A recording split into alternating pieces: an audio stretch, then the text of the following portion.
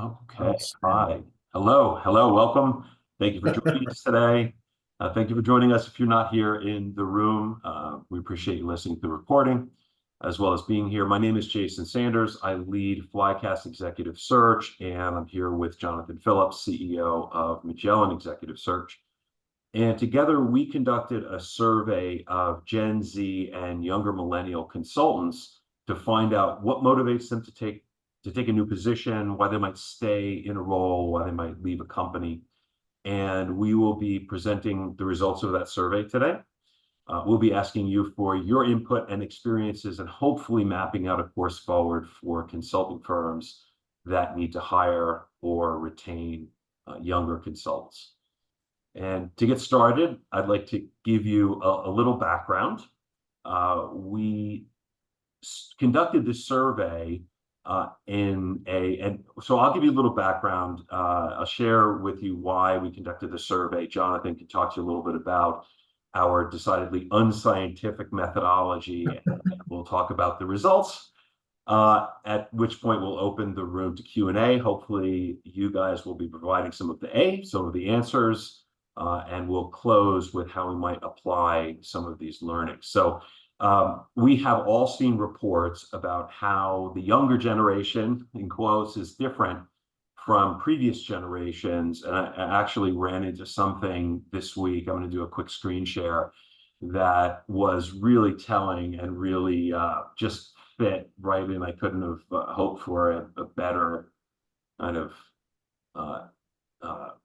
example of what I'm talking about than this. This was posted 2 days ago.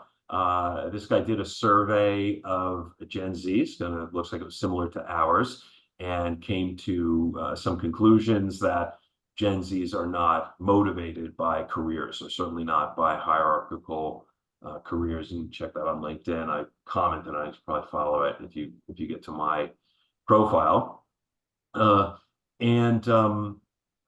We were interested to see if that held true for younger consultants as well. That was based on conversations that we've had with consultants. They have told us certain things about their interests in progressing their careers. This is before we even did the survey. People just have these conversations in the course of our search work. We see what happens on people's resumes and the number of years they stay with places, but we also have an idea about consultants as career-minded professionals. We thought that maybe consultants might be a little different than their peers in different fields. And so we wanted to see if these held true for this group of people, the people that we serve as well.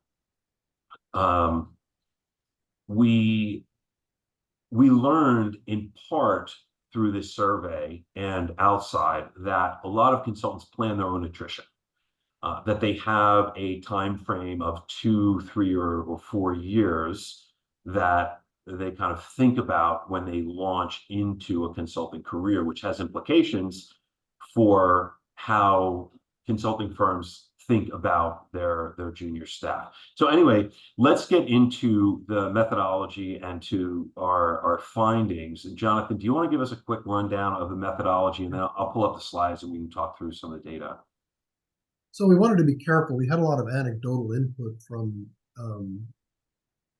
candidates that we talked to regularly that were in the Gen Z, sort of in the Gen Z chronology.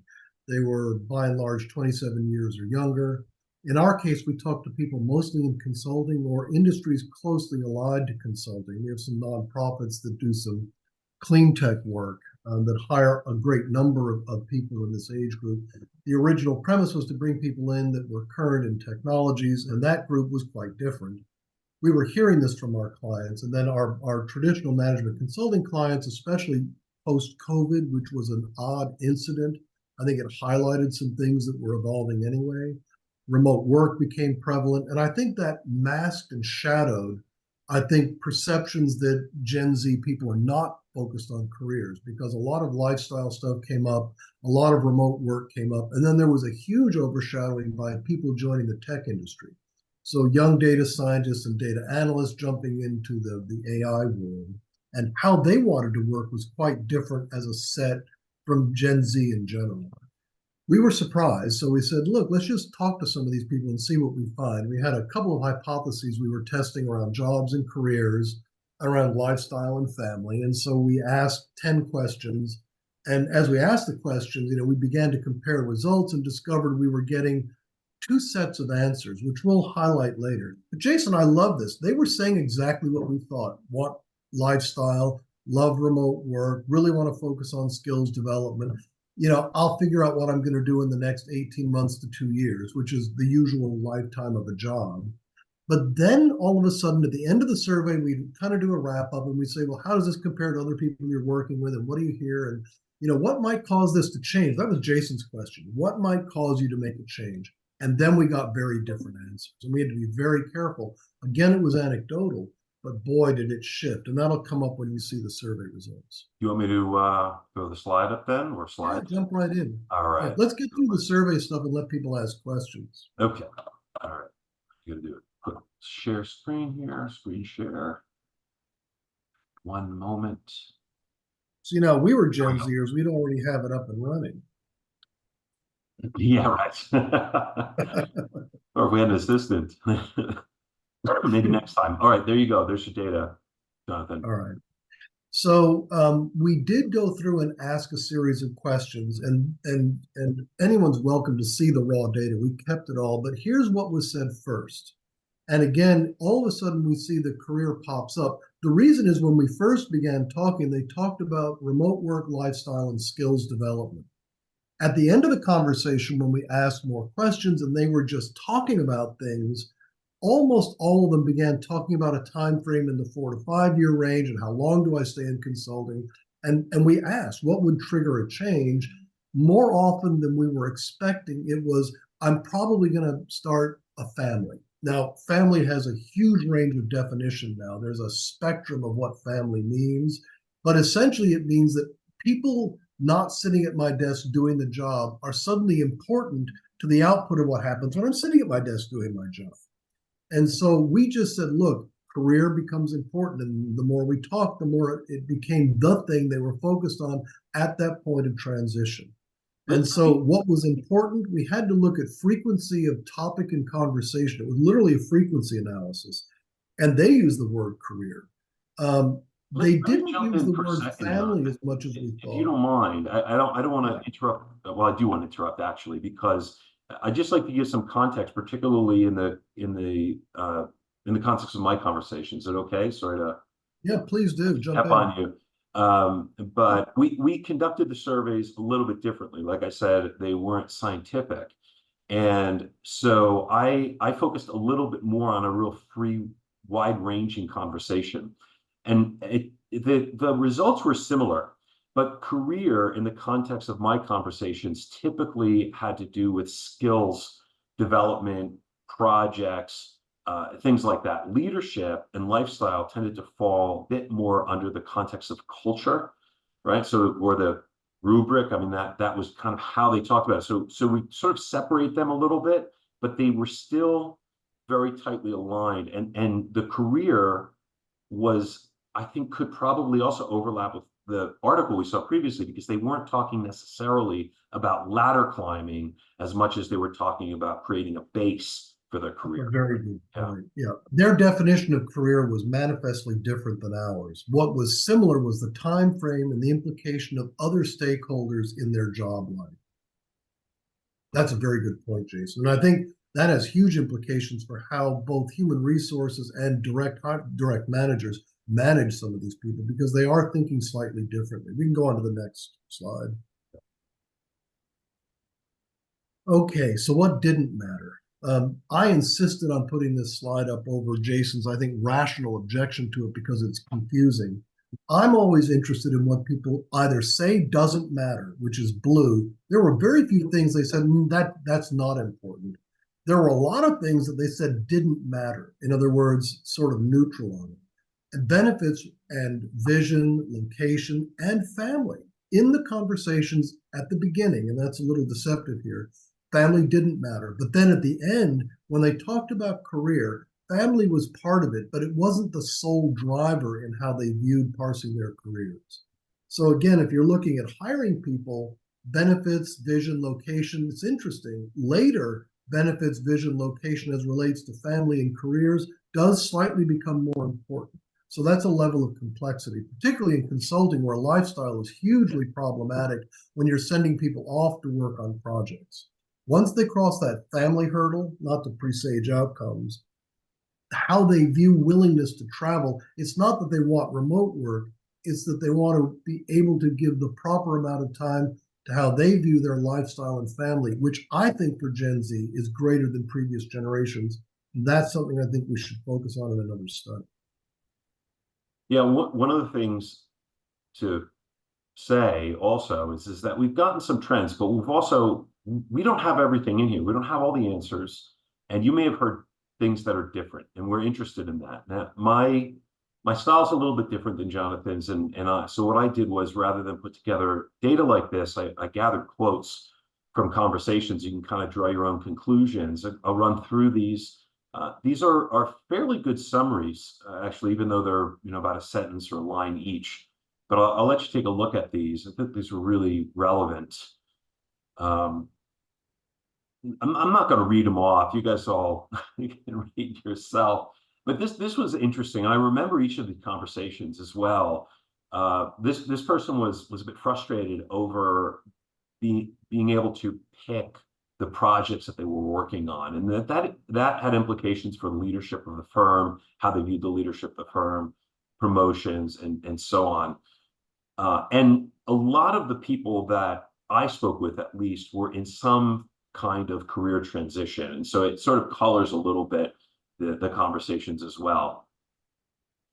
This was sort of an outlier. This person was absolutely dedicated to being in Charlotte and was willing to give up a lot in terms of their career, was hoping to be able to bring together the location and the career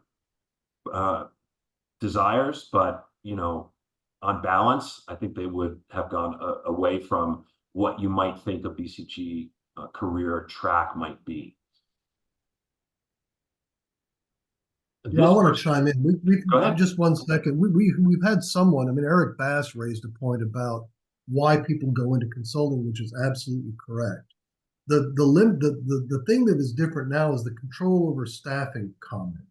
I think in Gen Z that's more prevalent, and I think also prevalent is thinking, "Gosh, location will make a difference later." I think the younger generation for consulting may be a little less tolerant to sort of the push mentality that consulting firms might have had early on, when they said, "Hey, just go here and do this project, and you're going to leave on Sunday and come back Friday." I think we may need to rethink that a little bit or address it differently. Sorry to interrupt. No, it's really true. And Eric, I think, is a good person to make this comment given his background. So originally from Grant Thornton, that's where we met. Anyway, company culture, in that term, came up in almost every interview that I conducted. And it got to the point where I started to realize that I was drawing conclusions about what company culture meant, and that the people I was speaking with may have had something different. And so I started digging into it a little bit more. It's probably about halfway through the survey. In this case, it had to do with leadership and the transparency of leadership, which is not what I really expected culture to be. This was interesting too. This is also maybe not an outlier in terms of theme, but definitely expressed in a different way than I had heard, in terms of career development, but also integrating personal development with career development, which I thought was actually pretty wise and not something that I heard from people. I got a few more here, so we'll kind of go through them quickly. Work-life balance. Overwhelmingly, people wanted hybrid so that they could get the benefits of being around people. But this one, I think, is actually particularly relevant in our field as recruiters, because it's and for anybody that's hiring, frankly, you are working on very little information as both a client or as a hiring company and as a candidate.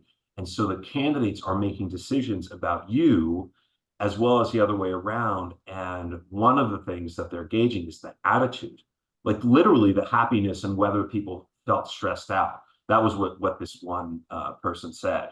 And I think that's probably broader than we might think.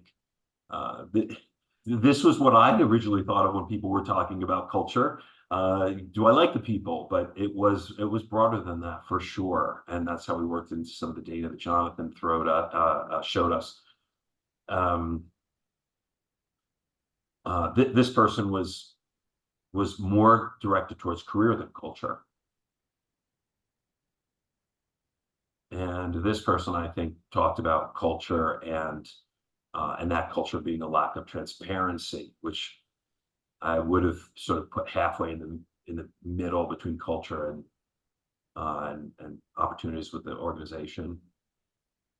And this was an interesting answer as well. The person joined Deloitte Consulting to learn about how to be an entrepreneur, which I thought was interesting. And begged a question for me is, what is entrepreneurialism? Why do you think that you would get that in a large consulting firm like Deloitte? So we talked that through a little bit and got some interesting answers. Okay. So some of the quotes I had, which we didn't put in, I talked preferentially to a lot of people at the strategy firms or Carney. And clearly they're very thoughtful in the way they think, like any consultant. But in common with all the quotes anecdotally that Jason shared was a shift in the conversation in which they were thinking earlier in their careers, is this really what I want to do long term? And that was happening earlier. I'm almost thinking that what the younger generation thinks of as culture, lifestyle, how they want to balance their personal lives and their work lives, I almost think the data dictionary for them has changed. And that's maybe fundamentally why we're miscommunicating. We hear, I want to work remotely. I think I'm older, right? I started my life at Shell. What do you mean not coming to the office? How are you going to advance if you're not in the office all the time? There's some data dictionary redefinition that we're going to begin to think about, and maybe the more stark implication, less so for the Gen Z people or the Gen Y people or the Gen X or the millennials. Maybe the starker reality check is for the managers that are older that are having to deal with it. They really have to rethink how they manage these people a bit. I mean, being watched for how stressed you are as the interviewer in an interview, I think that is a terrific comment on how more engaged Gen Z is with the real fundamental question of, is this the quality of work life I want than previous generations? And I think maybe that's a function of the fact they've grown up in a technologically more transparent world in which they can look at Glassdoor, they can call their friends, they can get a bunch of people together and say, do you like working at this firm or that firm? Anyway, just a thought. No, it's good thought. So we got quickly to Q&A, which was the intention here. If anybody has a question, please feel free to throw it up in chat.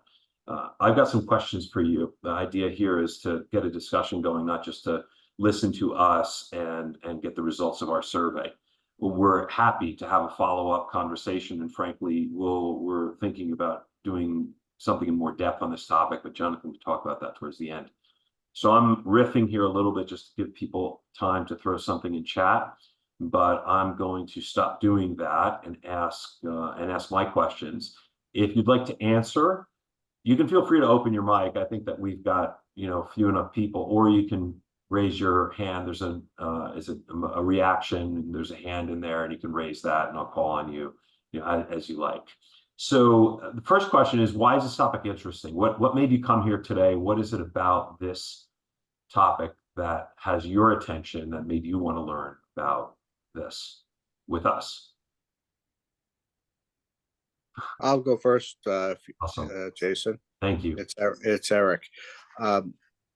Just following on from some of the earlier conversations you and I had, Jason, what strikes me as profoundly interesting and important for people such as myself. Can you hear me? Is it my coming Yeah, through I can okay? hear you fine. Yeah. Okay. Absolutely. Is that this question about managing, recruiting, retaining, managing this generation that we're talking about, we is taken into the in context of an individual's life and what it's like today to be in the US in the workforce. And some of the comments that you mentioned earlier about culture, about desire for proximity to a location where family is, there's a lot of just chaos in this is my conjecture here. There's a lot of chaos, and people look for um, some grounding in their lives. Now, work and career used to, particularly historically, was a pillar of structure and and certainty for individuals. Like, I'm starting with a company, I'm going to have a career here, and if it's not here, it might be a second place at some future point. But it was rather linear, and I think individuals in their career choices now and the decisions they make are influenced heavily by what makes them uncertain, what makes them nervous, what looking for something to hold on to that's consistent, that gives them some structure. And where this takes me in my thinking is that typical companies and large consulting organizations are like that, medium-sized organizations are somewhat like this. They're still very hierarchical, and it's bottom up, and you roll up to a manager who rolls up to a partner, and blah blah blah. So it can provide structure, but at the same time, um, it doesn't allow the same flexibility and agency to move between, to manage your career the way you might moving between jobs. Every 12 or 18 months, deciding the best way for me to have what I want is to go elsewhere, which is what I see oftentimes. So I realize lend this doesn't land on a big aha moment or an observation that you can act on. But I do think what's really motivating people is trying to find a um, a place where they're happy, really, where they feel, and what contributes to that happiness is some sense of certainty. And so all the things you mentioned before about transparency and culture and leadership and whatever, I think are inputs.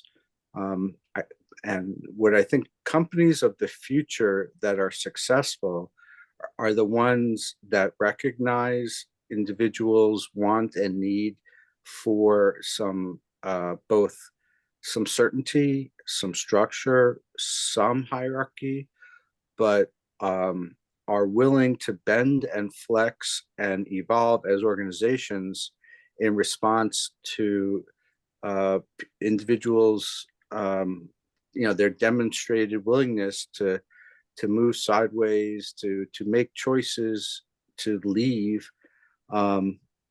because that's the only way they can meet some of their needs or wants.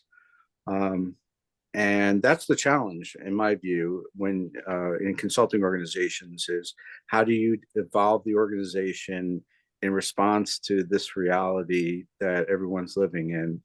And I don't think anyone's gotten it right. I think the models that we see today, whether it's the big accounting consulting firms or the McKinseys, their organizational models are, as best I can tell, the same as they traditionally always have been. So that's the topic I think that really intrigues me, and it's a problem to be solved. I'm going to stop there. Could I take a stab? Could I take a stab at responding? Because I think Eric hit on two topics that I'm extremely interested in. One is, if you're in a consulting firm, most people report to a manager or a partner. If you go to Shell, you report to your manager, and you're not allowed to report to anyone else. there's a hierarchy limit. That limit is really rankling for Gen Z. So if you're a Gen Z person, you start out in consulting, your biggest hurdle in transitioning to an industry client is coming to grips with hierarchy. The consulting world is unique in dealing with, wow, these next generation of leaders, and leaders is what I'm going to come back to. But if you're in a hierarchical organization like an Exxon or a Shell, less so with the tech firms, hierarchy is hugely problematic, and Gen Z gets frustrated much faster in these hierarchical organizations. But what's particularly insightful, I think, for the younger people is if you are a millennial and you're managing Gen Z, you have two problems. You have a vision of the world that's different, and most millennials seem to like the way Gen Zs think. They like the more open architecture framework, but they're reporting to the old archetype of hierarchy, and they have to manage this weird transition. There's a succession planning issue that millennials are going to replace the baby boomers. They own that problem, and they're right at the forefront of sort of being the windbreak for these Gen Z people who are thinking more open, more egalitarian, more collaborative, and are really fundamentally rebelling against hierarchy. I think, Eric, you brought up a truly insightful topic that we should look at further, but then it begs, maybe we need to look at this question beyond just consulting. Yeah, I mean, this problem definitely isn't limited to consulting, but it's a great example. And everyone in this conversation knows consulting. So I think it's a great test case, right? Because consulting organizations ought to be able to eat their own dog food, right? They should be able to see, well, transforming our organization the way we'd recommend to a client, well, we should start doing it with, we should start doing it. But I don't see it happening. And it's that inertia, I believe, that you just referred to, which is a holdover from how, the Industrial Revolution and hierarchical organizational structures. And we're going to need to move, in my opinion, towards aligning people to roles that where they can succeed, because the role is really contoured to the person rather than having a role and sifting through and just trying to find the person that fits into the role. So I agree. Can we get Keith to chime in? Because Keith had an interesting comment. You want to ask your question, or I can read it? Go ahead. Yeah, sure. My question was, how much do we think we can compare this to the attitude of millennials when they were entering into the workplace? Because I do remember many of the same sort of comments around work-life balance, around how committed are they to their careers. I think over time, I think we've seen that change as they become more career-centric. I mean, I think millennials fired the first shot across the bow when they brought their dogs to work in the .com days in 2000. That was the first real shot across the bow. And I got that, and I respected it. It did reverberate. But now they're managing the baby boomers leaving, and they're managing the Gen Zers coming in. I think, George Yoon had a question that really speaks to the follow-on. I'm sorry, Keith, I didn't want to cut you off if you still had part of the question. No, I mean, there are some areas that clearly have changed. The pandemic and remote working has changed the balance considerably. But I also think there is an element of just maturity. The Gen Zs are still, they're just at the beginning of their careers, and they aren't necessarily as financially driven just yet, because they're not necessarily into deal with some of the financial pressures that you start to realize when you get to your early 30s and start thinking about families. So there's aspirational comments around how they'd like to live their lives, and then there comes the reality. Plus, also prior to 2023, in consulting at least, we had a very booming period where we were working sort of great resignation after the pandemic. So people were choosing with their feet to go move, and it looked like it was very easy to move. I think 2023 has been a bit of a wake-up call in that sense, and that job mobility is not quite as easy anymore as it was. It may return to that way in 24 and beyond, but I suspect we probably saw a boom in job movement in 22 that probably won't be repeated. And that would have set an example early on in their careers as to what it's like to work. But that reality is probably going to change over the next couple of years. My experience with regard to travel and millennials and Gen Z is not that it's so different. It's just that the objection to travel or the resistance to travel maybe has come earlier in the careers, right? So, you know, even out of the gate or within a couple of years, like their willingness to sacrifice for a longer period of time is more difficult for them to make those sacrifices. They will, but it's, you know, for 2 or 3 Travel, years as opposed to 5 or 10 years. the travel's become harder to justify. Full stop. I mean, now we've Yeah. seen. Yeah, we're That's sitting here on a true. Zoom call. You know, Jason, you're sitting in a different continent. It's yeah, travel is no longer as necessary as it was. Yeah, I think George had absolutely. a question that sort of connected to this. Uh, I uh, yeah, I mean, look, I think I, I remember talking about work-and-life balance for as long as you know I've been in consulting, right? 25 years, been talking about this for a long time, and all these different consulting firms trying to implement. Like I remember one time I heard 3, 4, 5 policies. Like you travel to the client and you spend 3 nights there, and you know 4 days there, and your 5th day you're back in the office, kind of stuff. So I think that this work-life balance that we're talking about, I don't think is a new topic. I think uh, as you know, as others mentioned, this whole remote work, I think, changed significantly. I think the expectation from a lot of this new consultants to be able to work at home and not be even at the office, you know, on a regular basis. I think that's something that I know a lot of other companies are trying to fight that by requiring the people to come into the office. I think with consultants, you know, being more independent than others, possibly, would have a lot of problem if any consulting firm requires them to be at the office, you know, every single day if they're not at the client site, right? it's Well, I think interesting. Go ahead, Jonathan. Take no, a. I'm just thinking, have we the actually hop. have someone here. I think Leon is in this demographic. If he wants to chime in and tell us what he thinks about all of this. Sure. I mean, I would say from my personal experience and others that I've spoken with, it's mainly kind of, you know, being more location free. So it's not even necessarily just being in your own home, but being able to work from, you know, wherever you feel like you work the best.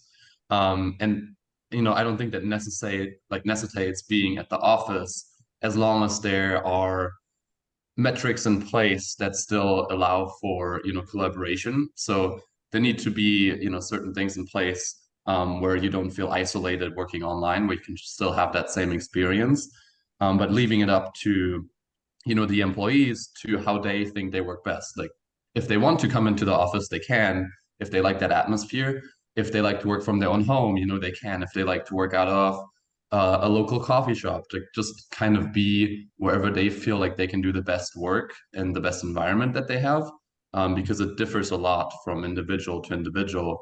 So it kind of goes back to something that Eric said earlier, which I agree with a lot, which he said the role needs to be more chimed towards the individual rather than, you know, trying to fit the individual into the role.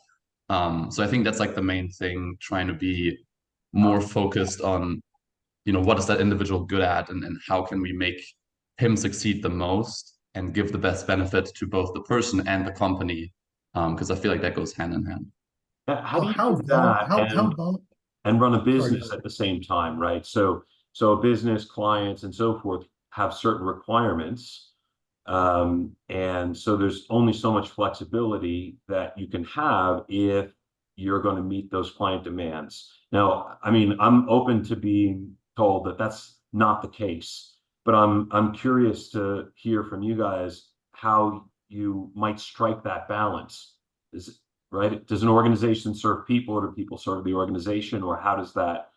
How is it possible to even think about that in that kind of circular way? I'll offer my idea. Sure. I would regress that back down to what, you know, if you're an executive at a consulting firm, you know, what are you trying to achieve, right? You're trying to generate revenue based on having very happy clients that give you lots of projects, and not so the question of fitting the person into the role or being flexible with roles so that they align with individual strengths.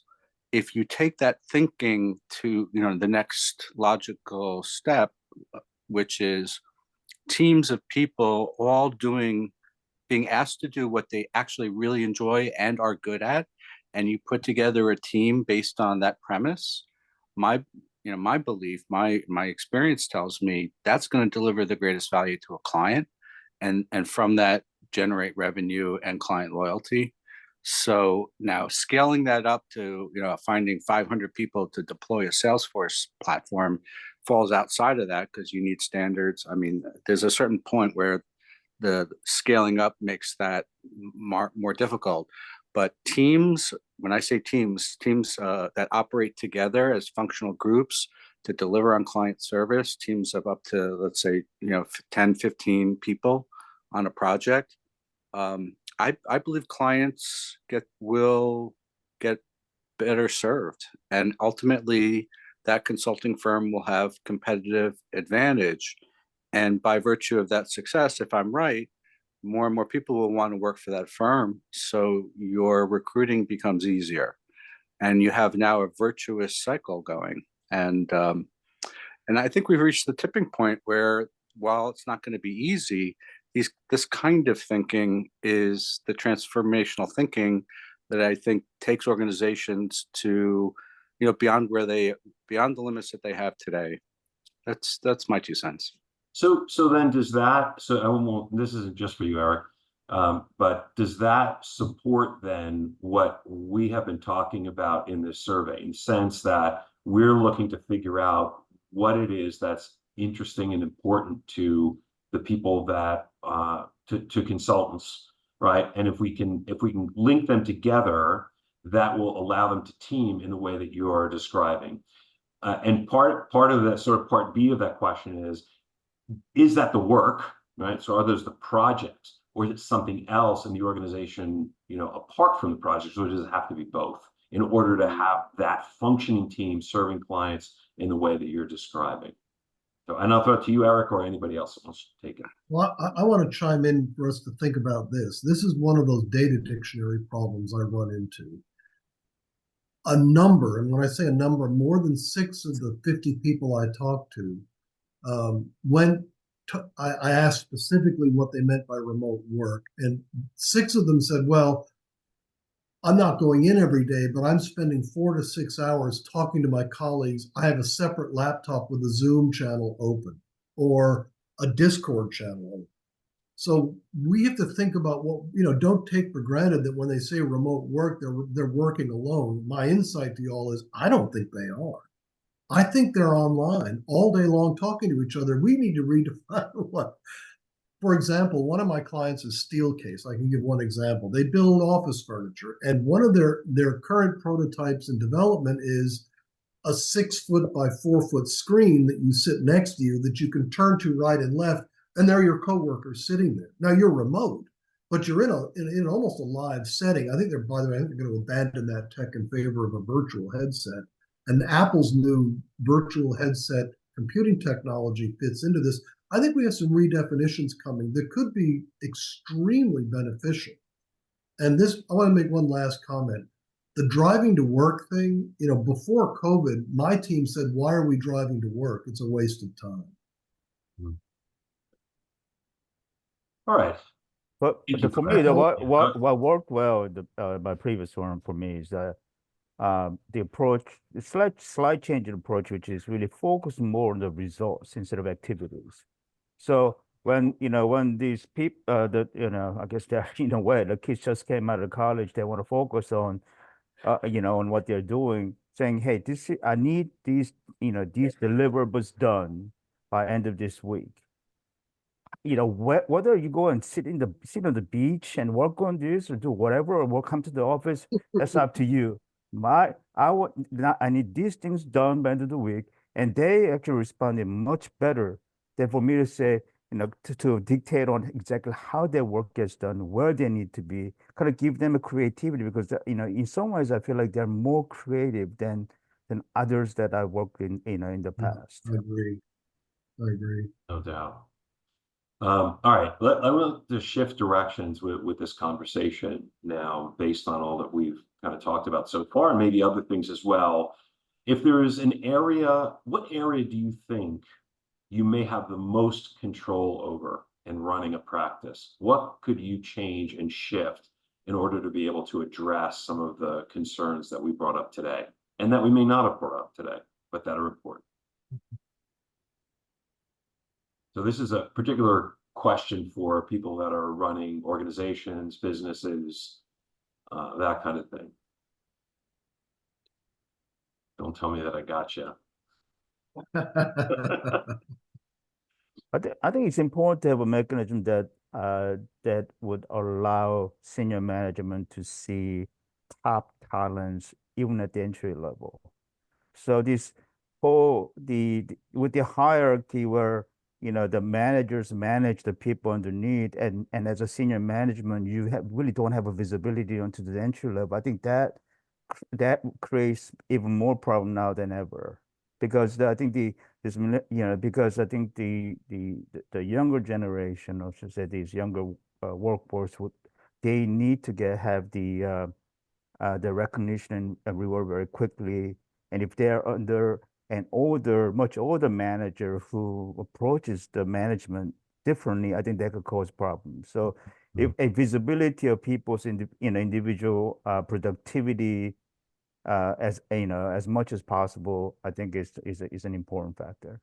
So that might be to try to be practical with that would be management training to help people understand that and then actually provide recognition to their employees. Would that be right? Does that sound like that fits? I think it's more, not only that, I think it's really more of as much of a flat hierarchy as possible. Mhm.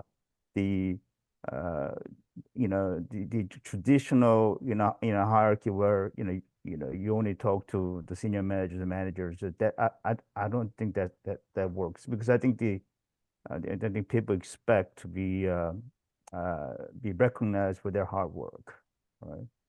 I mean, that's always been the case, but I think it might be even more so now than ever, and they want to be recognized as quickly as possible, right? The patience of waiting for a while, I don't think it's there anymore. And technology can help that as well. Keith, did you have something you wanted to add? Yeah, a slightly different direction. I think one of the things that we try and do is give our team as much agency over their careers as possible. So making decisions around the kind of roles that they go into and the kind of directions they're following in terms of learning and training. So allowing them to have, sort of just telling the whole time, consulting and collaborating. So I think that's very important. It's very important to I think employees of all generations these days. So it's become much more relevant. All right, good. Thanks for that. Jason, I'd like to add something to the conversation. Please. Because as consulting firms, right, we're responsive to our clients, right? So one of the struggles that has really I've really just stressed over in my career is when I started in consulting, a good couple decades ago, clients were willing to pay a premium so that as a consulting firm, you could do lots of things that a client couldn't do for themselves necessarily. And those days are gone, right? So consulting firms have to run so lean and keep utilization so high. And it's driven by the fact that clients are just not willing to pay the premium so that we can do a lot of these things that provide a different and better work environment, more training, more, you name it, downtime, flexibility, all these things. So we burn people out, we travel them, to death. And it's, but in part, I'm not holding clients responsible, but in part, it's in response to the reality that clients are unwilling to pay the rates that are necessary to have a consulting organization where you can provide the environment that we would like to ultimately. And then the default becomes taking a square peg and trying to fit it into a round hole, because you got one person and you want their client to take that person and use them, and we'll try to make it work. And I've seen that over and over again. And I don't have a solution for that, but I do think that's one of the obstacles, because you need capital to support a lot of the things that we're talking about today. Mhm. And the consulting model today, as compared to 20 years ago, it just doesn't support it. Yeah. Yeah, I think Eric brings up another really critical point, and I see this in industry. It's an artificial boundary called stay in your lane. The example I'll quickly share and then let off is, I have clients that consult on sales using Salesforce, but they consult on how do we have a better customer experience. They're focused on the sales team, and very quickly they realize, and this happens frequently, the problem isn't sales. The problems are our operations people aren't delivering product on time. The consultant is told, we'll stay in your lane. Just focus on the sales thing. We'll fix operations. It doesn't work. You have to fix both. Eric, I really sympathize with clients being cheap, but then they're creating an artificial boundary, which is de-optimizing consulting. That's part of what I see as this problem. Yeah, that's interesting. And my intuition tells me you're right, because your buyer on your client side, they've got a task, right? And they want their consulting firm to line up with whatever challenge they've been given. And it's not necessarily at the CEO level, looking horizontally across, value generation and how things are integrated and work together. So yeah, and that's one of the downsides of consulting is a client says jump and you say how high, right? And oftentimes it's like, wait a minute, I shouldn't be jumping. We should be doing something else. The problem's over there, but there's no audience for that. Yeah. And often the Gen Z guys that are younger and gals that are younger that look at things more holistically, they see this stay in your lane problem and they don't like it. They don't like it right away. That was where it came up from a very young person that said, this is ridiculous. We're fixing sales, but the ops is the problem and nobody's paying attention to it. I'm really wasting my time, was what the person said to me.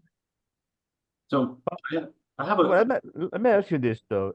So I remember, having a client meeting Friday afternoon and partner promising a document by Monday morning. Has those?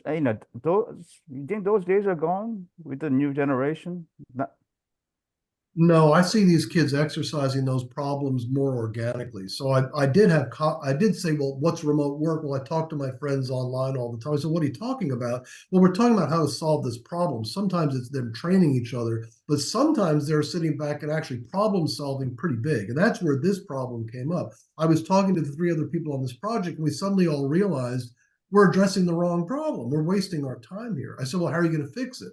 They said, well, we're either going to tell the client or tell our partner or tell the partner above him, because this is a waste of time. And we think there's no point in working this weekend over the problem, George. Yeah, things are different with the Gen Zers. Maybe I'm not sure where to take this if you're managing consulting. I'm just telling you what we found. I think, Jason, we need to study it a little more detail. yeah, probably. So I came up with a question. This was before we had this conversation and presentation.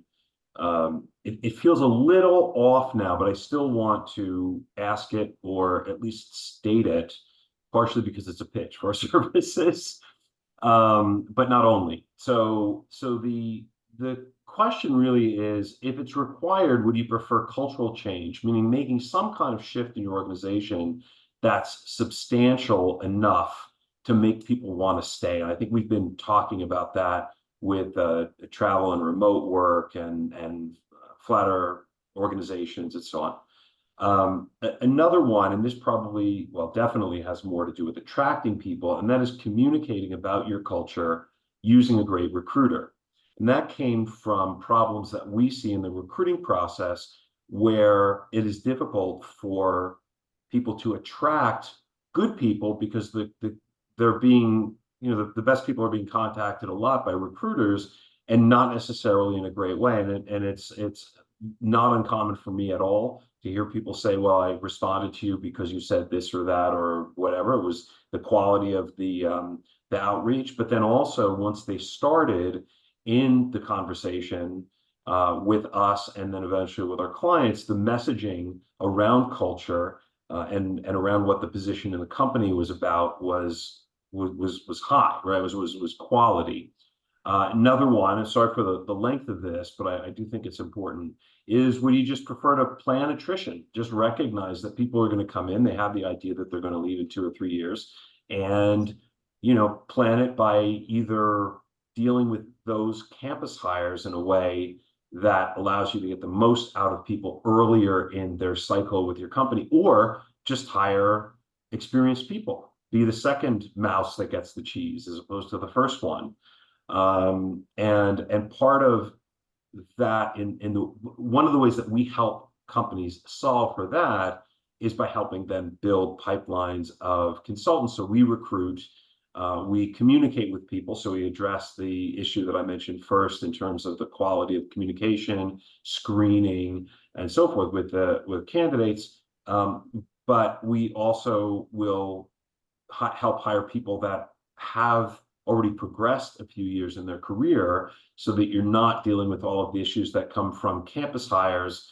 And also, additionally, we can help by creating pipelines instead of creating a bench of consultants that you're paying. Now, this is really a bit outside of our discussion, but nevertheless can be very important. So if you are serving clients and don't want to keep a bench, but want to make sure that you can serve those clients very rapidly, you can use our service to be able to create that pipeline and then hire as needed.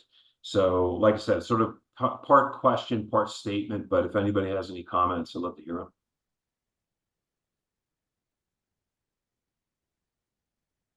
Okay, then. I don't. Okay. Fair enough. So then you know what, rather than asking the last question, since we only got a few minutes, Jonathan, I know you had something to say about a next step, next survey, other thoughts. Do you want to take us to a close? Yeah. So input today was great. And actually, a couple of things came up that I hadn't thought of that I think are actually inspirational. You and I need to go back and make a couple of calls to both clients and to some of the candidates we've talked to about this. But there's a leadership transition. There's a difference in the way Gen Z thinks. There's the reality of millennials managing the Gen Zers and bolting them backwards into a hierarchy. And then there's the question of, are we still serving our clients correct? I think, I'm not sure who it was that mentioned that, whether it was Eric or George or everyone. If it's different, if it's more remote, is the balance correct with our customers? And our customers are also facing the same issue. They've got generational change. Maybe we should do a panel, pick three, and three of some young millennials and that are managing some Gen Zers, and maybe have 3 clients all in the room together talking this issue through. I think we should think about how would we orchestrate that conversation. I usually do these in person. I hadn't thought about doing it on a Zoom, and I've actually been asked to do that with a group here, but it might make sense to do it in this room. Just to have people talk about this issue. I want to focus on what the outcomes might be, but we've talked about some really fascinating topics: leadership transition, which is really about succession planning, and then how are our customers feeling about this? Mm-hmm. Yeah, perfect. All right, great. I have a final thought to throw in. I think it kind of binds together most of the conversations that we've had. I think personally for Gen Zers, what's important is that, as a company, rather than viewing your workforce as a collective mass, you really look at them as a collection of unique individuals and try to align their personal, their professional goals and their individualized goals and what they're good at with the company's goals. It kind of goes back to what Eric said. It goes back to how do you retain people the longest? Because I think what happens most of the time is that people don't feel fully fulfilled in the role that they have. They see it as doing their work that serves the company but doesn't really serve themselves. So that's why they try to find a new company or a new role where they feel like that could be better fulfilled.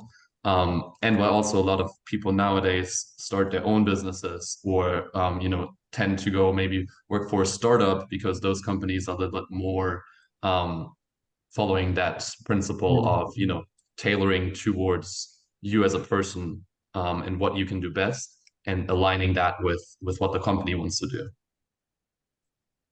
I think that, If that Leon, makes thank you sense. for that. I think it's a great last word. Leon is a Gen Z, by the way, because you guys didn't catch that. And I think that's a terrific place for us to stop. So thank you, everybody, for joining us today. If you have any questions or thoughts after the call, please feel free to send them to either Jonathan or to me. And we look forward to seeing you in the future at one of our events.